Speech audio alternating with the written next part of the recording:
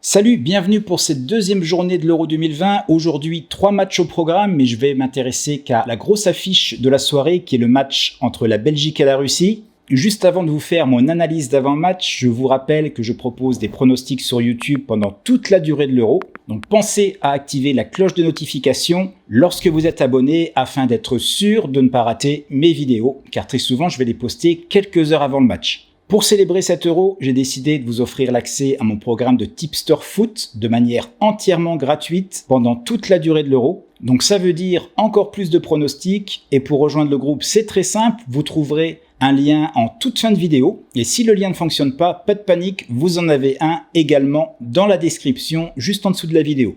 Un dernier petit détail, l'accès gratuit à Tipster Premium est limité à 200 places. Si ces 200 places sont atteintes avant la fin de l'Euro, l'offre s'arrêtera plus tôt, donc faites vite, il n'y aura pas de place pour tout le monde. Alors en temps normal, j'aurais placé la Belgique en grand favori pour ce match, mais ce qui me fait me méfier un peu, c'est que bien que sur le papier la Belgique est indiquée comme l'équipe qui reçoit, eh bien en fait c'est tout l'inverse, puisque le match aura lieu à Saint-Pétersbourg, donc en Russie. On a bien vu que lors de la Coupe du Monde en Russie en 2018, l'avantage de jouer à domicile avait très bien réussi aux Russes. Il pourrait se passer quelque chose d'assez similaire ici. Et puis, lors de la qualification pour cet Euro, ces deux équipes étaient déjà dans le même groupe de qualification et la Belgique s'était imposée les deux fois assez facilement, 3-1, puis 4-1. Mais un petit hic tout de même pour la Belgique, c'est que Kevin De Bruyne ne devrait pas jouer car il est blessé au visage. En un an, la Russie n'a pas été extraordinaire niveau performance, avec seulement 3 victoires en 11 matchs, et ce n'était pas contre des équipes très fortes, puisqu'il y avait Malte, la Slovénie et la Bulgarie.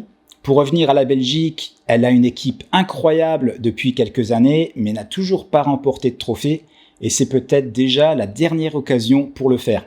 Je ne les vois définitivement pas perdre ce match, la victoire est probable, mais en l'absence d'un joueur aussi important que De Bruyne, je ne vais pas prendre de risque, d'autant que je viens d'apprendre qu'il y a de fortes chances également que Eden Hazard ne joue pas ce match puisqu'il a un problème au tendon d'Achille. Peut-être donc que le sélectionneur ne va pas le risquer tout de suite. Je vais donc parier sur le match nul, rembourser 6 victoires de la Belgique. Alors c'est un type de pari qu'on ne trouve pas souvent chez les bookmakers, il faut donc le placer manuellement en 2 fois. Mais c'est très simple, il vous suffit par exemple avec une mise de 100 € de diviser ces 100 € par la cote de la victoire de la Belgique que vous voyez ici. Ça vous donnera le montant à parier sur la victoire de la Belgique et le montant restant sera à parier sur le match nul avec la cote qui est ici. Ça vous donnera une cote globale sur votre pari autour de 1,70. Ça c'est sur le bookmaker Betfair ou OrbitX si vous habitez en France. Et sur ce pari, je miserai au maximum 2% de mon capital.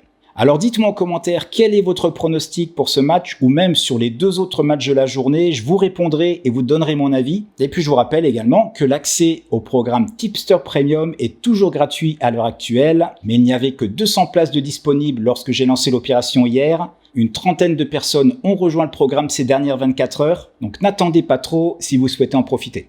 De mon côté, je vous retrouve dans quelques heures, notamment pour la rencontre entre l'Angleterre et la Croatie. En attendant, bon pari à tous et à demain.